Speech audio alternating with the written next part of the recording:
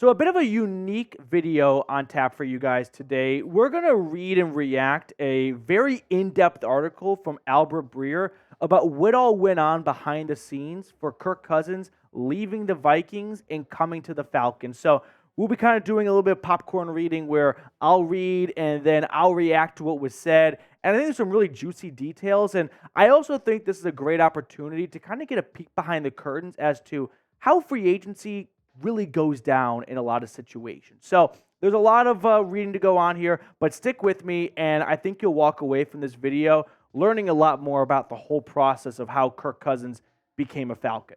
So let's start with this. Albert Breer wrote, "So once the dust settled, Morris and Fontenot directed all those coaches plus assistant GM Kyle Smith and director of player personnel Ryan Pace to aggressively grind through both the college and pro quarterbacks. They wanted to come up with a coherent plan to once and for all plug the hole that their predecessor, Arthur Smith, hadn't over the previous 3 years." I'll pause it right there and say, I'm sure Arthur Smith did try to find a good quarterback, but credit to Raheem Morris, and I got to envision this was a big part of the reason he got the job, was he had a very in-depth plan of, we're not going to mess around with the quarterback position. We're not going to just hand it over to Desmond Ridder, a third-round pick, and hope it goes well.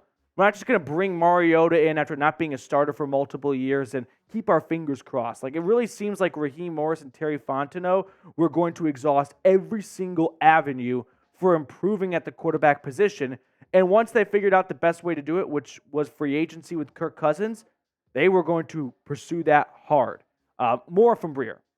So the ideal fit was a quarterback like Drew Brees, who Fontenot and Pace had grown up with as young Saints personnel men. Interestingly enough, those in the Shanahan tree who were with Cousins in Washington long felt Cousins, under the right circumstances, could be a quarterback who'd mirror Brees in a lot of ways. When I read that, it reminded me of what Raheem Morris said in his press conference about what he looks for in a quarterback, which was elite processors. And that's definitely something Kirk Cousins does well, right? Kirk Cousins has not gotten this far because of his ability to climb the pocket and run for extra yards or an absolute Howard servant arm. No, he is able to read the defense well, and he is good at other things, but I think he's gotten so far in his career because of what he's got going on up here. So looking at that, it's not shocking that they landed at Kirk Cousins as their number one guy. Let's continue reading. So at the end of the deep dive, the Falcons had Cousins as their top veteran target, Tampa's Baker Mayfield after him, and a comfort level with the top quarterbacks in the draft as well, which brought Atlanta to the 2024 Combine in position to investigate a trade up. So one thing that jumped out to me there, and keep in mind we're just kind of hopping around from part to part in this article from Albert Breer, was the Falcons and the Vikings had interest in Baker Mayfield. So there was a lot of interest in Baker after a really strong 2023 season with the Bucs. 4,000 plus yards, 28 touchdowns, 10 interceptions. Now, both these teams had a pretty good idea in mind that the Bucs were going to bring back Baker, which they did right before free agency started. And that was a major reason why you saw Kirk Cousins sign so quickly with Atlanta, right? They weren't going to get Baker. He was number 2 on their list anyway. So they really, really wanted to go all in on Kirk Cousins as soon as possible. So they couldn't get him. Well, they knew their backup was already gone, so they were going to have to scramble the Jets to plan number C. More from Breer. Inquiries with the Bears, Commanders, and Patriots all at the Combine didn't go very far. None of the 3 were willing to move, or at least not at that early juncture. And waiting for that to change would mean missing the market for veterans, a risk the Falcons were never going to take. Now, those are 2 things that I've been saying for quite some time. One, I said before, and I still believe it today, the Bears, Commanders, and Patriots are staying put at number 3.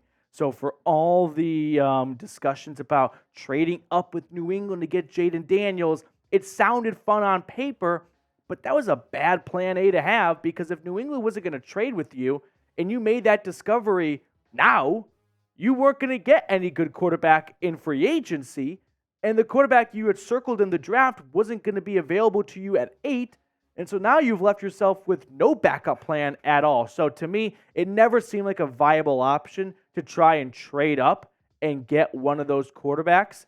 And I never felt like Jaden Daniels was going to fall to 8. So I said this for weeks and months ago that to me, it didn't seem like the Falcons were just going to wait to the draft and come round 1 of the draft. Fingers crossed New England accepts this trade. Oh, no, they didn't. What do we do now? Like, that just didn't seem like that was something Atlanta would go down. Now, we have more to read from Albert Breer, but we are closing in on 20,500 subscribers, the largest Atlanta Falcons YouTube channel out there. So if you are looking to join one of the fastest growing Falcons YouTube communities, go ahead and do so today, 30 away from reaching 20.5K. Here else is what Albert Breer wrote. The numbers allowed for Minnesota, given how offsets work to bail out of the deal after a single year without much monetary damage, if it drafted a quarterback in April and wanted to fully hand him the keys after the 2024 season. The Vikings' 3-year offer allowed too much wiggle room in 2025 for McCartney, that's Kirk Cousins' agent, liking.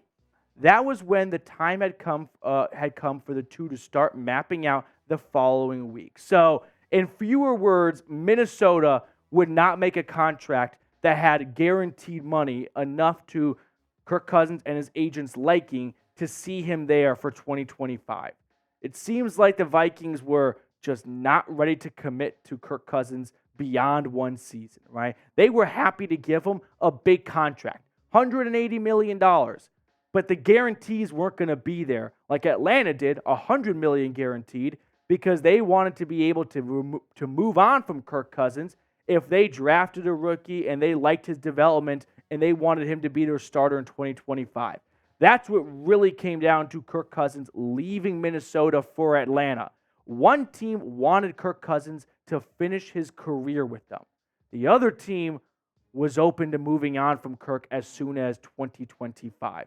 Cousins wanted to go somewhere where he felt like he could retire with that team when his contract was up, something Atlanta was willing to pay for. More on this.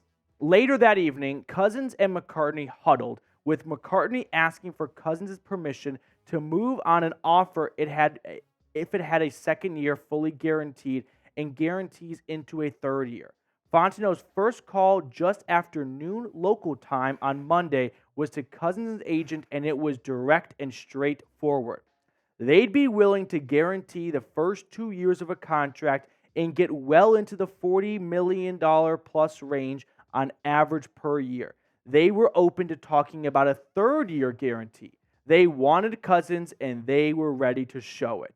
It was all business for Kirk Cousins, right? And it's also something I learned from this article, interesting, how much the agent truly drove this deal for happening. Like, Kirk Cousins was driving from his house or his second home in Michigan down to Georgia to visit his in-laws. He was in Tennessee when his agent called and said, so you're going to be a Falcon because they're willing to give you the contract that we're looking for. Like, it really didn't seem like Kirk Cousins was heavily involved in this process. He had his list of wishes. He gave his Christmas wish to his agent. His agent found a suitor, the Falcons, who were willing to guarantee money into 2025 and even into 2026 with $10 million guaranteed. And that's all Kirk Cousins needed to hear. And he's like, all right, Kirk, I'm going to pull the trigger on this thing. I'm going to tweet it out, and then your phone's going to blow up. And that's exactly what happened. Now, let's just say Kirk Cousins didn't go with the Atlanta Falcons, and Atlanta no longer had $180 million devoted to Kirk Cousins. What was their plan in free agency? Here's what Breer wrote. To prepare for the game of musical chairs, though, the possibility of having a rookie help to inform alternate plans.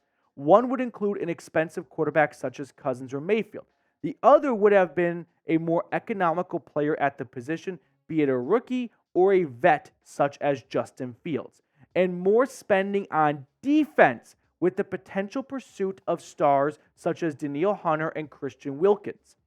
Fontenot took a call from David Mulgeta, the agent of Wilkins, and a text from Zeke Sandu, the agent for Hunter, both of whom told they were expected the bidding on their free agents to get to and probably pass $25 million per year.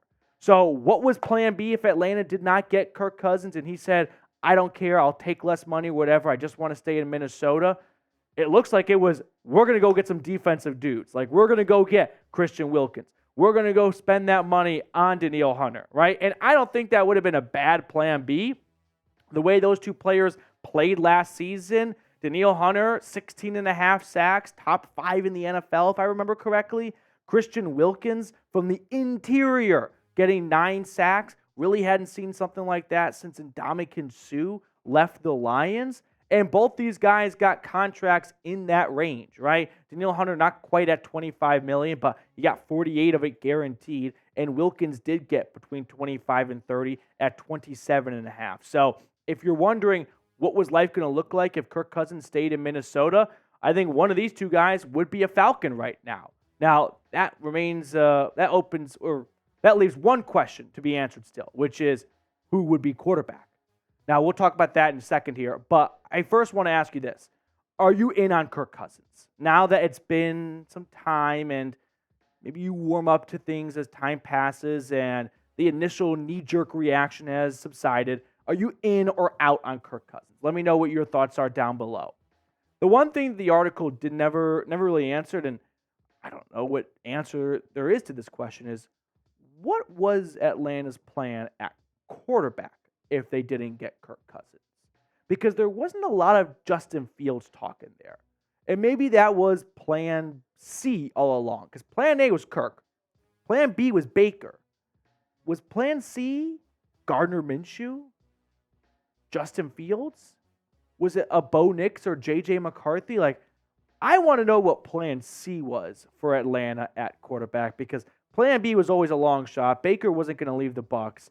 And lucky for them, they never have to figure out or answer what plan C truly was because they got plan A. But that's the last piece of the puzzle that I want to know the answer to.